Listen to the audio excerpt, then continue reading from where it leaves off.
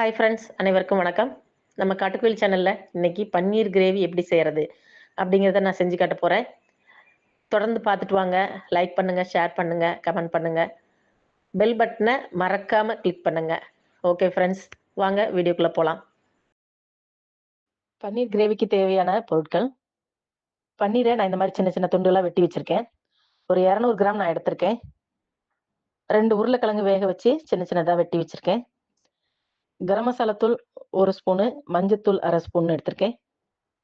இஞ்சி பூண்டு பேஸ்ட் ஒரு 1/2 ஸ்பூனு, 1/2 கப்பு தயிர், 2 தக்காளியை நான் மிக்சியில் போட்டு அடிச்சு வச்சிருக்கேன். 1 ஸ்பூன் மிளகாத்தூள், 2 ஸ்பூன் மல்லித்தூள். இப்போ பெரிய வெங்காயத்தை சின்ன சின்னதா ஒரு 2 வெங்காயம் வெட்டி வச்சிருக்கேன். கிராம்பு ஒரு 4-5 கிராம்பு, ஏலக்காய் ஒரு 3 ஏலக்காய், 10 முந்திரி, கருவேப்பிலை. இது தேவையான பொருட்கள். இப்போ வாங்க இந்த பன்னீரை நம்ம டோஸ்ட் பண்ணிக்கலாம். ஒரு கனமான பாத்திரத்தை வச்சு எண்ணெய் ஊற்றிக்கிறேன். அதில் மிளகாத்தூள் ஒரு 1/2 ஸ்பூனு, உப்பு ஒரு 1/2 ஸ்பூன் போடுறேன். போட்டு நல்லா கிளறிட்டு இப்போ இந்த பன்னீர் எடுத்து நான் இதில் போட்டுக்கலாம்.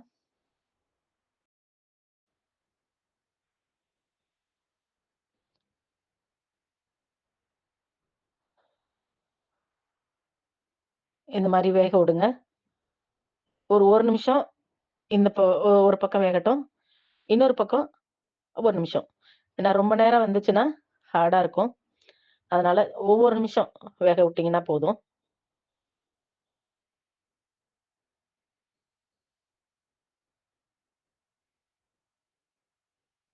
நான் ஈவனா இருக்கிறதுக்காக அந்த கடாயை பிடிச்சி ஆட்டி வைக்கிறேன்.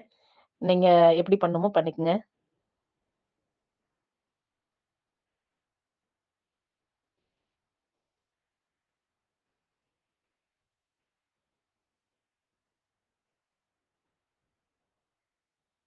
இப்போ பார்த்தாலே உங்களுக்கு தெரியுது ஓரளவுக்கு டோஸ்ட் ஆயிடுச்சு அப்படிங்கிறது. இப்போ இத கிண்ணத்துல எடுத்து நான் வச்சுக்கிறேன்.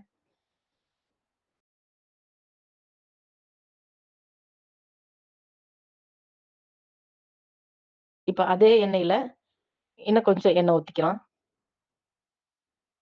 கிராம்பும், ஏலக்காவும் அதுல நான் அத போட்டுக்கிறேன்.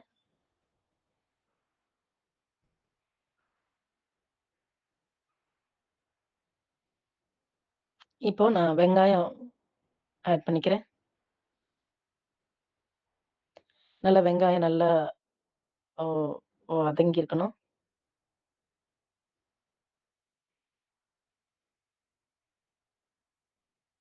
வதங்கிருச்சு. கருவேப்பிலை நான் ஆட் பண்ணிக்கிறேன்.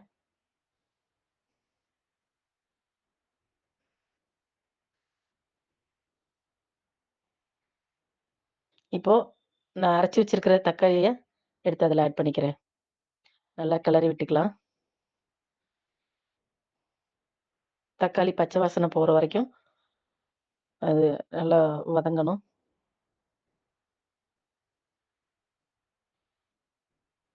இப்போ இஞ்சி பூண்டு பேஸ்ட் அதில ஆட் பண்ணிக்கிறேன். நல்லா கிளறி விட்டுக்கலாம்.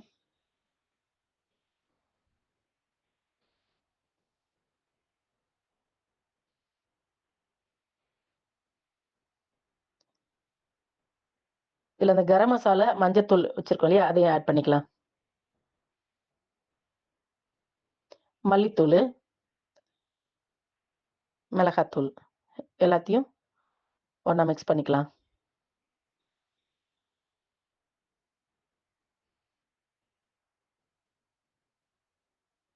நல்லா கிளறி விடுங்க.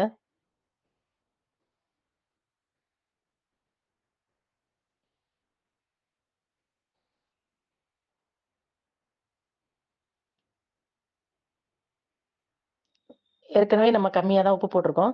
இப்ப நான் உப்பு கொஞ்சம் ஒரு 1/2 ஸ்பூன் ஆட் பண்ணிக்கிறேன். உங்களுக்கு தேவையான அளவுக்கு நீங்க போட்டுக்குங்க.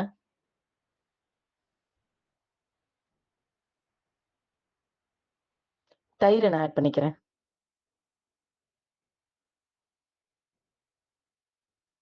நல்லா கிளறி விட்டுக்கலாம்.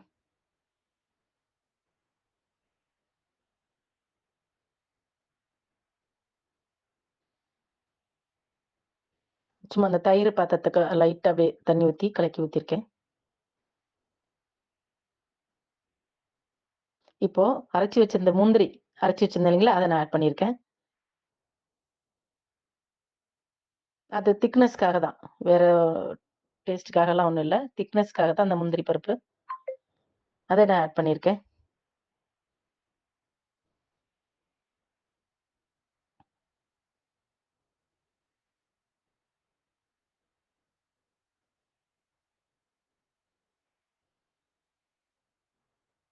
இப்போ நம்ம டோஸ்ட் பண்ணி வச்சிருக்கிற பன்னீர ஆட் பண்ணிக்கலாம். நல்லா கிளறி விட்டுக்கலாம்.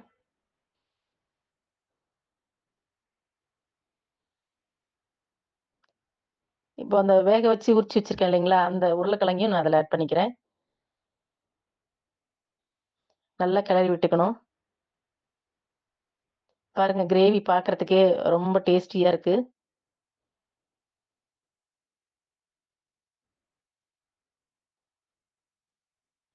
இப்போ அந்த உருளைக்கிழங்குல ஒரு 4 பீஸ் எடுத்து வச்சிருக்கேன். அதையும் நம்ம தண்ணி ஊத்தி கரைச்சு அது உள்ள ஊத்திக்கலாம். அதுவும் வந்து திக்னஸ்க்காக தான்.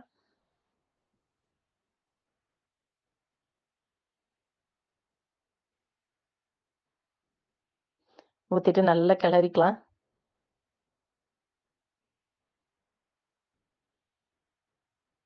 கொஞ்சம் தண்ணி ஊத்திக்கலாம். ரொம்ப திக்கா இருக்கு. தண்ணி ஊத்தி நான் கிளறிக்கிறேன்.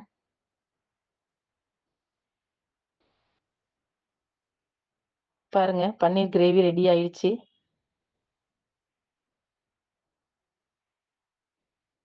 Okay friends.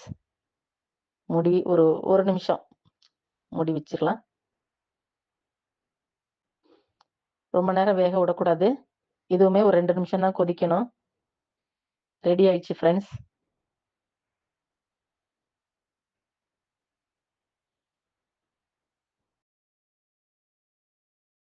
இந்த மாதிரி சாப்பிட்டு பாருங்க.